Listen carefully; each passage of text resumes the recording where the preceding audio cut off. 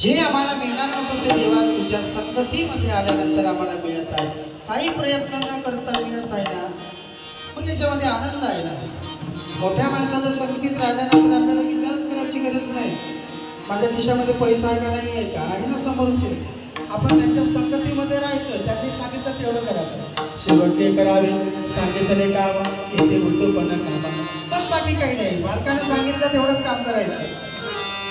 तसं आपले मालक आहे बालाजी महाराज, त्यांनी सांगावं तेवढं आपण करावं. पांडुरंग परमात्मा आहे, त्यांनी सांगावं आपण करावं, बस एवढंच ठेवायचं. नाही देखील ते पिळे योग सुखाचे सोहळे. तर गेला अरे सोहळा पाहण्यासाठी नेत्र चांगले आहे ना आपले. सोहळा आपण पाहतो कशासाठी पाहतो, तुम्ही एवढ्या कितीतरी लांब लांबून आलेले आहे. एकाच गावचे आहे, वायगावचीच आहे का, सगळे परिसरातली मंडळी आहे ना, बऱ्याच गावगावची मंडळी आपल्या बालाजी मंदिरामध्ये. बरं केवळ प्रसाद काही अशी मंडळी आहे की कीर्तन चालू व्हायच्या आधीच येऊन मंडपात बसतात.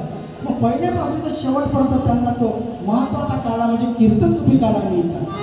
जगपर्यंत या काल्यामध्ये नामरूपी दही पडत नाही तेव्हा कालाच होत नाही. नामरूपी जेव्हा दही पडल्या जाते तेव्हा त्याचा कालवल्या जात असते. कालवल्यानंतर त्याचं एकत्रीकरण करणे, जीव ब्रह्म एकच स्वरूप असतात, त्याला म्हणतात काला. लक्षणावृत्ती, लक्षित लक्षणावृत्ती, शक्तिवृत्ती अशी वृत्ती म्हणजे भगवंताची त्यामध्ये समाविष्ट केल्या जाते, त्याचं नाव म्हणते काला. काला कशासाठी आला, कुठे आला, का आला,